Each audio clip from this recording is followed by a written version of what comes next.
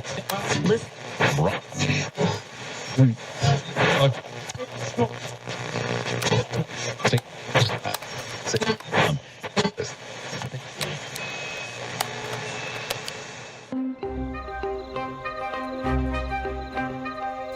lagi bersama Hani Wandira dengan kisah-kisah misteri.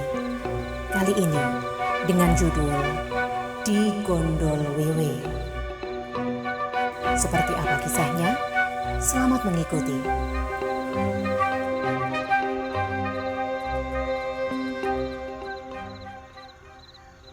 Konon, kisah mistis ini terjadi 10 tahun silam.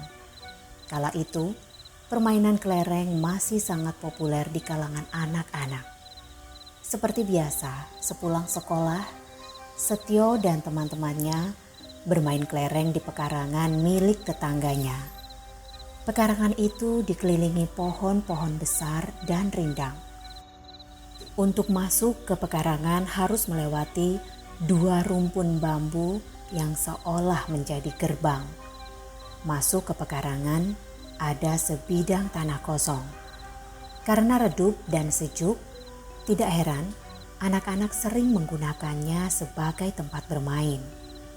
Hari itu, Setio bermain kelereng bersama Adi dan Rahmat. Saking asiknya, bermain hingga mereka lupa waktu. Hari sudah gelap, azan maghrib pun sudah terdengar. Bahkan, Adi sampai dipanggil ibunya. Setio dan Adi bergegas pulang. Namun, Rahmat masih sibuk mengemasi kelerengnya yang masih tercecer. Tunggu sebentar!" teriak Rahmat. "Cepat keburu gelap, nanti digondol wewe lo," kata Setio bercanda. Setio dan Adi berjalan perlahan sambil sesekali menengok ke belakang, memastikan Rahmat sudah beranjak. Saat melewati pohon bambu, ada 1 batang bambu yang melengkung menghalangi jalan. Padahal tadi saat berangkat tidak ada.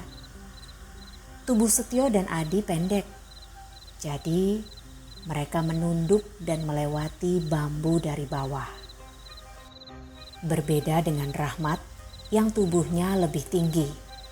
Lebih mudah melompati daripada lewat bawah. Tiba-tiba terdengar krosak, seperti pohon bambu yang ketarik. Sontak, Setio dan Adi menoleh ke belakang takut Rahmat terjatuh. Tapi ternyata Rahmat sudah tidak ada. Pohon bambu yang melengkung tadi sudah tegak kembali.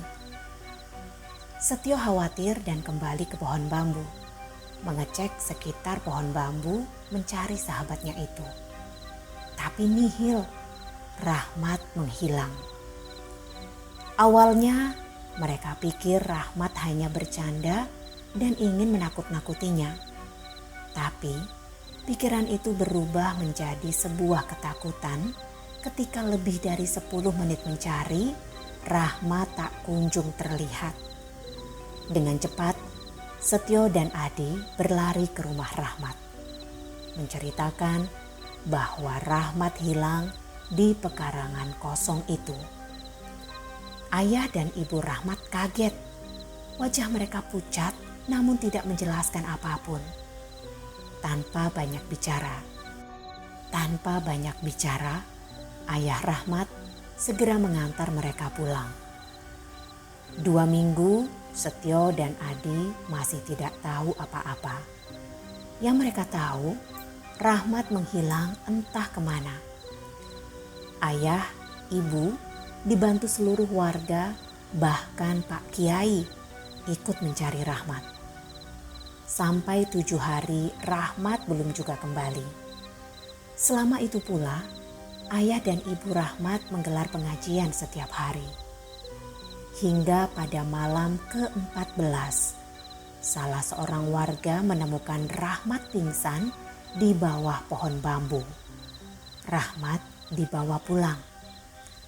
Baju dan celana masih sama persis dengan yang dia pakai bermain kelereng 2 minggu lalu. Dia masih tampak bingung dan linglung. Rahmat diterapi dan didoakan oleh Pak Kiai selama seminggu. Berkat terapi dan doa, Rahmat sembuh, sehat kembali baik fisik maupun psikis. Rahmat bercerita bahwa saat itu dia terburu-buru mengejar Setio dan Adi.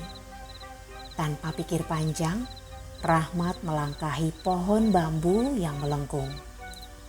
Saat melompat, Rahmat masih bisa melihat Setio dan Adi berjalan ke depan. Namun, saat kakinya menapaki tanah, semua menjadi gelap. Seperti sudah jam 12 malam. Saat itu, Rahmat melihat seorang ibu dengan kain lusuh tersenyum padanya. Senyumnya sangat manis. Ibu itu mengajak Rahmat untuk mampir ke rumahnya. Karena merasa sendiri dan sudah gelap, Rahmat mengiyakan. Di rumah itu, Rahmat disuguhi dengan makanan lezat dan menggugah selera.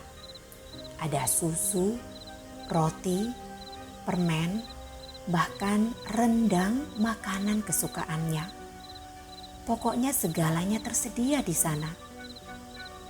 Rahmat ditawari untuk singgah lebih lama, tapi dia menolak. Dia ngotot ingin pulang. Akhirnya, ibu itu mengantarkan Rahmat ke tempat semula, yaitu pekarangan pohon bambu. Dia merasa tidak lama berada di rumah itu, hanya sekitar 1 jam. Namun, ternyata di dunia nyata, dia sudah hilang selama 2 minggu. Pak Kiai memberi pesan kepadanya, besok lagi kalau ada bambu atau pohon yang melengkung, jangan dilangkahi, biar bisa pulang selamat. Iya Le, kamu beruntung, ibu itu mau mengantarmu pulang. Kalau tidak, bisa jadi kamu belum kembali loh, tambah ayah Rahmat. Pak Kiai tidak menjelaskan secara detail, beliau hanya berpesan, kita harus menjaga sopan santun dimanapun berada. Yang namanya melangkahi sesuatu itu pasti tidak baik. Bila terpaksa harus melangkahi, sebaiknya berdoa dan permisi terlebih dahulu. Ada hal yang lebih mengejutkan yang disampaikan Pak Kiai. Ternyata ibu itu adalah Wewe Gombel, penunggu rumpun bambu. Dan suguhan lezat yang dimakan Rahmat adalah bangkai ayam, kotoran sapi, dan daun bambu.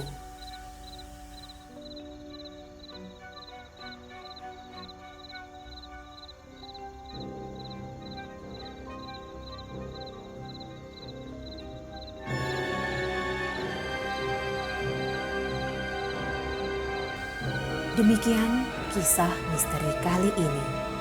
Ikuti kisah-kisah misteri lainnya hanya di channel Hani Wandira. Jangan lupa subscribe, like, komen, dan share untuk mendukung channel ini. Sampai jumpa.